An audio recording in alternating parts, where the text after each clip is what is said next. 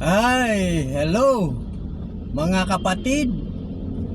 Narito na naman po ako dahil meron naman po tayong pag-uusapan o tatalakayin. Ito po ay tungkol sa kamatayan. Ang kamatayan po ay kamatayan ng ating katawang lupa. Ang kamatayan po ng espiritu ay bukod po yun, hindi po magkasama. Kapag sinabing kamatayan, sa katawang lupa lamang po yun. Hindi po pwedeng magkasama yon, dahil ang espiritu po natin o kaluluwa ay wala pong kamatayan.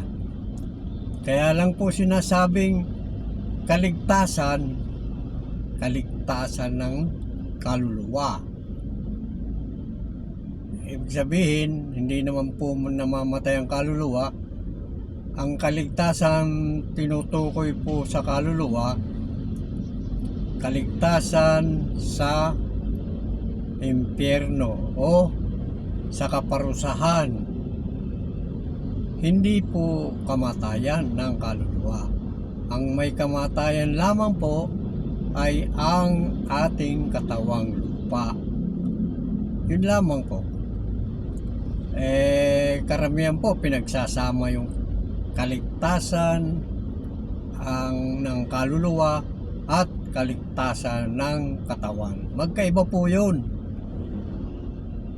Dito, ang katawan lupa natin wala pong kaligtasan dito sa ibabaw ng lupa, sa ilalim ng araw. Wala pong kaligtasan dito sa ating katawan. Maaari pong maligtas tayo pansamantala. Yun po, maaring ingatan tayo ng Panginoong Diyos at hindi po kaagad tayo mamatay. Maaari yun. Pwede siyang kumilos para sa atin o iligtas niya tayo. Maaari yun. Pansamantala yun, pero mamamatay din bandang huli. Hindi kagaya ng kaluluwa, walang kamatayan po yan.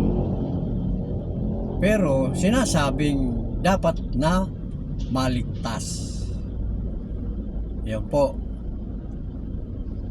Maligtas sa kaparusahan at mapunta tayo sa kalangitan. Ligtas po tayo sa kaparusahan.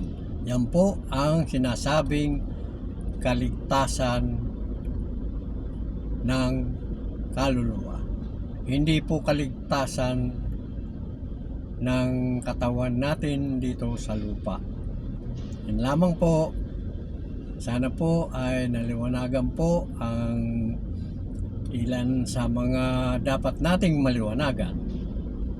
Sige po. Maraming salamat sa panonood ng aking video. Sana po ay comment, like and share. Yun po. Ingat po tayo lagi and God bless po.